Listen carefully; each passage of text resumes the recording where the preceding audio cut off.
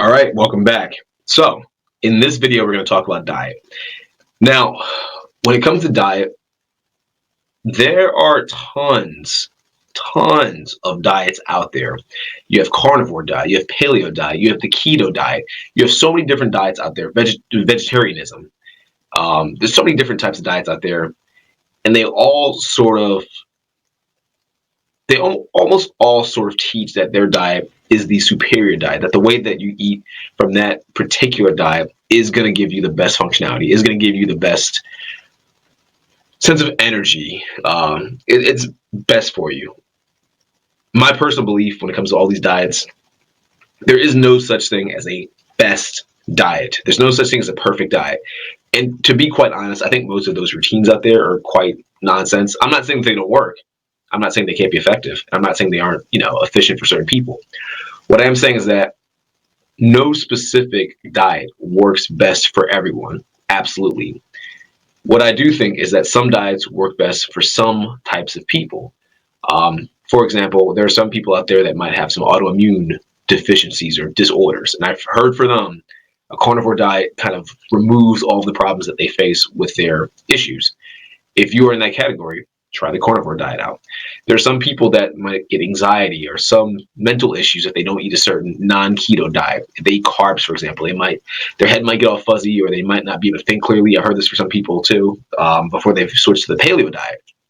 If that's you, try it out. If you suddenly feel better, if you can think more clearly, if you perform just better in your life, then keep using that diet. My personal belief is that the best diet for the individual is the diet that's most sustainable. If you're the kind of person that, for whatever reason in your life, you need to eat some fast food, you need to eat some vegetables, or you need to eat some, a bit of protein. As long as it's sustainable, that is the best diet. As long as you're not getting super overweight, or you're always super lightheaded or anxious, or kind of killing yourself and just mentally and physically out of shape, then continue it. I think that's the best way to go about it. Whatever is most sustainable for you is the best diet. Now, I say this because back when a few years ago, I tried to actually do bodybuilding. And there was all these different types of programs out there. There were some diets where you're drinking a lot of milk, for example. You drink milk 5 or 4 times a day to gain weight quickly. Some diets were like the paleo diet. That was pretty big back in the day. Some diets were the caveman diet was another one. That was pretty big back in the day. Some was just pure carnivore, where it's like you only eat meat and nothing else. And there were some routines that were just straight up bodybuilding routines, or kind of routines where you have to really just eat chicken and broccoli and rice, and you have to always sort of portion out certain grams of protein, certain amounts of food. All those routines for me were way too difficult. Those diets were just too difficult to sustain, and it made it almost counterproductive. If you're trying to sit there, maybe you have a lifestyle where you have to go work a lot, or you travel a lot, it might be too difficult to really just sit there and get chicken breast and rice and broccoli, or then you end up getting tired of the food. And some people say, yeah, you need to have discipline, and sure, fair enough. But to some degree, if you're not enjoying the food, you're probably going to be less likely to eat it. It's just not going to be sustainable in the long run. So my personal thing is, find a diet that works well for you, make it sustainable. If it helps you get towards your goals, keep doing it. If it doesn't help you get towards your goals, stop doing it. That's basically what it comes down to. I think a lot of these fad diets out here are really just designed to just marketing gimmicks. It's the next best thing that's going to help you achieve your goal. And as humans, we always look for that simple, easy shortcut to get to our goal. Like I said, I'm not saying those individual diets are bad. I'm just saying that you have to kind of experiment and figure out which of those diets, if any of those diets, work best for you. You might find that eating some fast food every here and again, eating some basic whole foods, maybe just eating some processed foods, some vegetables here on the side. Just maybe you're the kind of person that can just eat flexibly and just eat whatever you want and still kind of gain, to be in the shape that's best for you. If that's the case, do that. That's a perfect diet for you. There are some things I do want to bring up that I would say you should keep in mind when it comes to diet. For example, calories in versus calories out. I think sometimes people overcomplicate the whole idea of diets And they throw in all these other variables. I'm not saying that they don't work. I'm not saying that they aren't important. I'm just saying that for the average person, they're overly complicated. Once you start getting to the whole idea of like macros and even like micronutrients and things like that, I think for the most part, most people, they aren't, knowing those things aren't that beneficial. Sitting there tracking that all day isn't that important. It's not going to really give you that much better of a life in the short run. If you're one of the people that really want to get like super, super, super, super shredded, because that's a goal of yours, then go ahead. Learn more about macronutrients. This is not the course for that. This is not the program for that. You might need an actual course designed specifically for like bodybuilding or specifically for getting in super hardcore lean shape. This, like I said, this program is designed for the majority of people, the average person, to just make their life better overall as a whole consistently. And in my opinion, being super, super, super lean does not always equal high levels of health. So that's one thing to keep in mind. Just because you look healthy, just because you look super ripped, just because you look super big does not necessarily mean that you're super healthy. Does not necessarily mean you're in great shape. Plenty of bodybuilders, look really ripped and they look huge and they still die because they have organ failures. There's a lot of stuff that happens. They're kind of consuming too much energy. Sometimes it's just steroids and there's other medical reasons why. I'm not going to get too deep into it, but like I said, this is for the average person. And for the average person, I don't think sitting there and weighing all of your food for every meal, sitting there doing 7 meals a day, all that stuff, I don't think it's important. You're probably best staying away from it. I don't think it's going to make you happy. I don't think it's going to make you fulfilled unless you really want to make that a goal. But the main thing to keep in mind is calories in versus calories out. There is a guide to the program, like I said earlier, with the weightlifting guide. There's another guide that'll kind of help you understand more about how many calories your body in general will burn per day, and they'll give you an idea of how many calories you need to eat to either gain weight, to maintain weight, or to lose weight. There's a little cheat sheet. It should be Alex Hormozy's cheat sheet. Alex Hormozy, by the way, is sort of he's an entrepreneur. He created this company called Gym Launch. Excellent entrepreneur, but even though he doesn't really talk about fitness videos so much, or he doesn't really talk about his fitness programs that much, I think the dude is excellent when it comes to fitness advice. If you can find any fitness advice from him on YouTube or online or wherever, his Instagram, he's quite excellent in my opinion. I think he gives some very good practical advice. So I included a cheat sheet that is completely his. I don't take any credit for it. I didn't make it.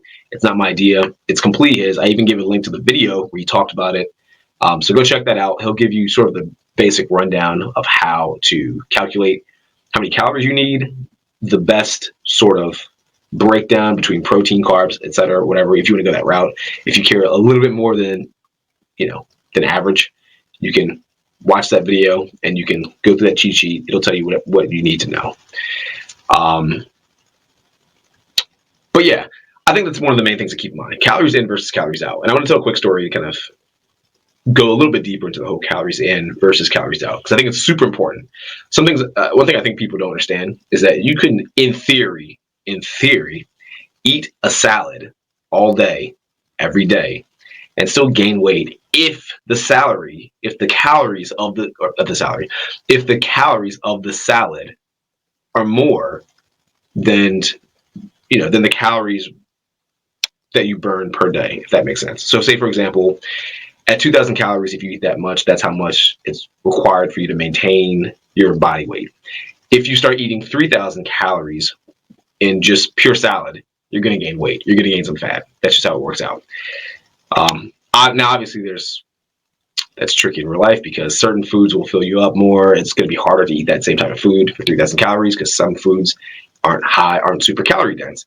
We're not going to get that deep into it, but the thing to keep in mind is basically calories in versus calories out.